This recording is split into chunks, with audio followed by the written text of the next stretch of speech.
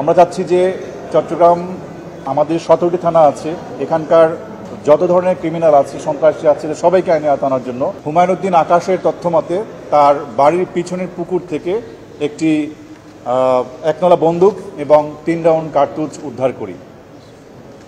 জেলা পুলিশের মহোদয় নির্দেশক্রমে এই চলতি মাসে ইতিমধ্যে আমরা 16টি আগ্নেয়াস্ত্র উদ্ধার করেছি, যার মধ্যে 5টি বিদেশি পিস্তল এবং একটি রিভলভার এবং একটি রাউজান থানা থেকে লুটকৃত একটি বিদেশি চায়না রাইফেল উদ্ধার করা হয়েছে এবং 49 রাউন্ড গুলি সেখানে উদ্ধার করা হয়েছে।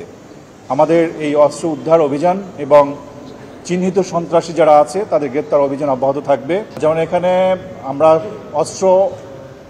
পিছনে যে অস্ত্র উদ্ধার করা হয়েছে সেই অস্ত্র উদ্ধারের সূত্র ধরে এদেরকে আমরা গ্রেপ্তার করেছি। পিছনের যে ঘটনাগুলো, দ্যাট ইজ হাকিম হত্যা বর্ণন যে খুনের ঘটনায় এখন পর্যন্ত আমরা সম্পৃক্ততা পাইনি, তবে অনুসন্ধান অব্যাহত আছে। হয়তো আমরা জিজ্ঞাসাবাদ করে পরবর্তীতে তথ্য পেতে পারি। অবৈধ অস্ত্র তো আসলে মূলত উদ্দেশ্য হচ্ছে তাদের সন্ত্রাসী কার্যক্রম করা বা অপরাধ করা, চাঁদাবাজি করা। এবং আমরা আগে আপনাকে তথ্য দিয়েছি যে তারা বিভিন্ন ব্যক্তিরকে শোডাউন করার জন্য, এই চাঁদাবাজি করার জন্য এই অস্ত্রগুলো তারা ব্যবহার করে। প্রাথমিকভাবে তাদেরকে জিজ্ঞাসাবাদ তারা আমাদেরকে এই তথ্যগুলো দিয়েছে। তাদের বিরুদ্ধে মামলা সিডিএমএস পর্যালোচনা এখনও পাওয়া যায়নি। আর রাজনৈতিক পরিচয় আমরা স্পষ্ট করে বলতে চাই যে ব্যক্তির রাজনৈতিক পরিচয় তার ব্যক্তি পরিচয়, বাট আমাদের কাছে তার পরিচয় হচ্ছে তিনি কোনো অপরাধ করছেন কিনা, সেই অপরাধীকে আমরা অপরাধের দৃষ্টিকোণ থেকে দেখব।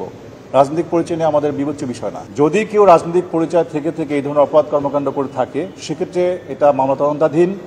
অনুসন্ধানের প্রেক্ষিতে যদি সেই ধরনের কোনো ব্যক্তির অপরাধ সংশ্লিষ্ট পাওয়া যায়, তার বিরুদ্ধে অবশ্যই আইনগত ব্যবস্থা গ্রহণ করা হবে। অস্ত্রগুলো প্রকৃতপক্ষে আমরা যেটা ওদের কাছে জানতে পেরেছি, বিভিন্ন জায়গা থেকে তার সংগ্রহ করে। এটা দেশের বাইরেও হতে পারে, দেশের মধ্যে হতে পারে। দেশীয় অস্ত্রগুলো সাধারণত দেশের মধ্যে বিভিন্ন আমাদের কাছে গোপন সূত্রে তথ্য আছে যে অস্ত্র তৈরির বিভিন্ন কারখানা আছে, সেখান থেকে অস্ত্র তৈরি করে। আমাদের এরকম কয়েকটা সন্ধানও পেয়েছি আমরা, এবং খুব দ্রুত আমরা সেখানে অভিযান পরিচালনা করব যাতে এ ধরনের অস্ত্র তারা তৈরি করতে না পারে। অ্যাকচুয়ালি একজন রায়হানকে নিয়ে তো আমরা তো আসলে কাজ করছি। তো আমরা চাচ্ছি যে চট্টগ্রাম আমাদের 17টি থানা আছে, এখানকার যত ধরনের ক্রিমিনাল আছে, সন্ত্রাসী আছে, সবাইকে আইনে আনার জন্য। সেক্ষেত্রে কৌশলগত কারণে আমরা আসলে আপনাদেরকে এই বিষয়টা ক্লিয়ার করব না, হয়তো আপনারা অচিরে একটা সুফল দেখতে পাবেন। আশা করি।